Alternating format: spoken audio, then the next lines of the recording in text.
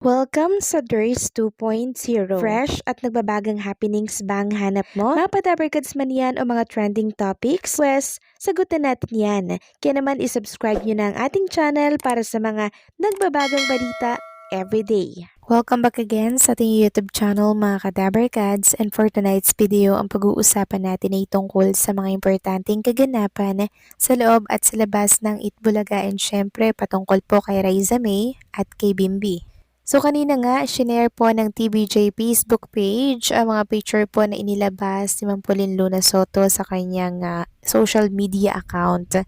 Ito po yung mga picture na nagbonding po si Bossing B kasama po ang kanyang pamilya sa Singapore. At makikita nga natin sa bawat picture po nila together na talaga namang in-enjoy talaga ng mga Soto ang vacation po nila dito sa Singapore. Maging ang mga bagets, si Mochi, and si Tali. Samantalang pag-usapan naman natin mga kadabarkads ang tungkol naman po dito sa napapabalita po na tampuhan or LQ ni na Raisa May and ni Bimbi. So meron po tayong nakitang picture ni Raisa together with Yunyul Kim na kung saan nakayakap nga po siya dito.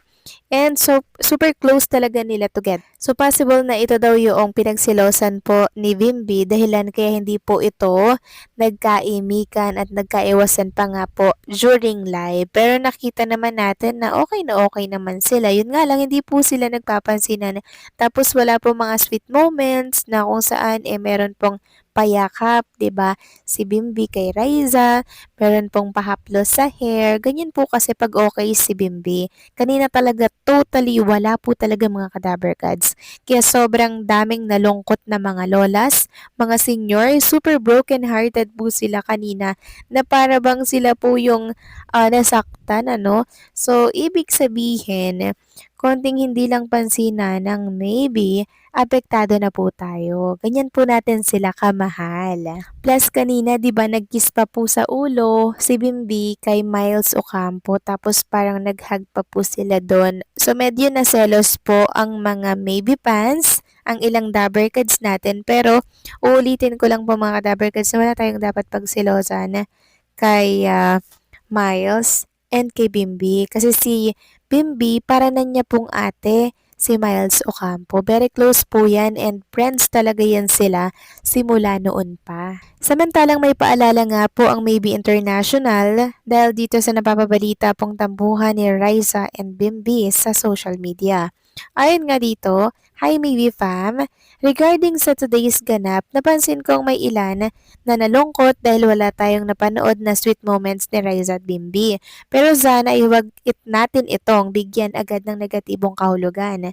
Minsan, ganun talaga bilang fans, nasanay tayo sa pag-ship at sa mga sweet interactions na nakikita natin sa kanila. Dahil dito, kapag wala tayong nakikitang ganong gestures, may tendency tayong mag-overthink o mag-assume. Pero, tandaan natin na fans lang tayo. Hindi natin alam ang buong kwento sa likod ng kamera. Kaya mas mabuting iwasan ang mga haka-haka, suportahan natin sila sa kung ano ang kusa nilang ipinapakita at i-enjoy natin ang bawat pagkakataong nakikita natin sila. Patuloy nating pairalin ang respeto, positivity at understanding. Ang mahalaga ay masaya nating sinusuportahan ang maybe nang walang pressure o anumang inaasahan. Let's enjoy the journey and continue supporting maybe with love, respect, and positivity. No pressure, just pure support. So napakaganda po ng kanyang mensahe para po sa ating mga maybe fans, 'di ba? Na dapat huwag tayong masyadong ma-pressure sa kung ano man po yung mga nakikita nating galawan or gestures ni Bimbi and ni Raisa. Samantalang pag-usapan naman natin ang tungkol naman po dito sa inilabas po na picture ni Raisa May Dizon sa kanyang social media account. May caption itong Happy Friday. Ooh. Tapos, tatlong picture ito kasama niya po si Bimbi na para bang walang nangyari mga kadabarkads. Tingnan nyo naman po yung sweetness nilang dalawa. So, ayan po, nagkukulitan pa po sila sa mga picture na inilabas niya. At dahil nga po sa picture na yan, nabunutan na po ng tinik ang mga senior citizen, ang mga trentahin, ang mga kwarentahin po na sumusuporta sa tambalang maybe. And dun sa mga broken hearted kanina sa live, Nako, super saya po nila mga ka-Dabarkads nang makita po nila itong inilabas na picture ni Raiza Madison. So, sign po sila dyan ng heart. Ayan no, okay na okay po pala si Bimbi and si Raiza May. Masyado lang tayong nag-overthink kanina kasi nasanay nga po tayo na lagi silang sweet, no? Kaya pag may time na hindi sila sweet, parang apektado po tayo. Iniisip natin agad na may problema po sila. Pero wala naman po pala talaga mga ka-Dabarkads. Marahil nakarating na rin po kay Bimbi and kay Raiza May yung mga reklamo po ng mga viewers at mga fans nila. 'Di ba na nagkakagulo sila kasi nga hindi nagpansinan silang dalawa kanina sa live po ng Itbulaga. Kaya eto, nag-selfie po sila mga ka-Dabarkads para iparating po sa atin na okay lang sila. Huwag tayong mag-overthink, huwag tayong mag-alala dahil wala naman po palang tampuhang naganap, 'di ba? Masyado lang talaga tayong nasanay sa mga sweet moment at gesture na pinapakita nila sa ating lahat. And also, kanina kasi mga ka-Dabarkads, naka-off shoulder po si Raiza May, 'di ba? Pero pag hindi po yung naka-off shoulder, possible na laging nakadantay na naman at akbay si Bimbi kay Raiza, 'di ba? Kasi kung akbay pa nga naman or dadantay pa nga naman si Bimbi kay Raisa tapos off shoulder, baka matanggal naman po yun mga ka-Dabarkads. 'Di ba? May pagka-tube kasi yung suot ni Raisa May, kaya off limits muna si Bimbi ng medyo light lang naman. Pero iba talaga yung nakita natin kanina, 'di ba? Talagang hindi sila nagpapansinan, kaya naman sinong hindi po mag-overthink ton mga ka-Dabarkads. Pero thankful tayo dahil okay na naman po sila dito.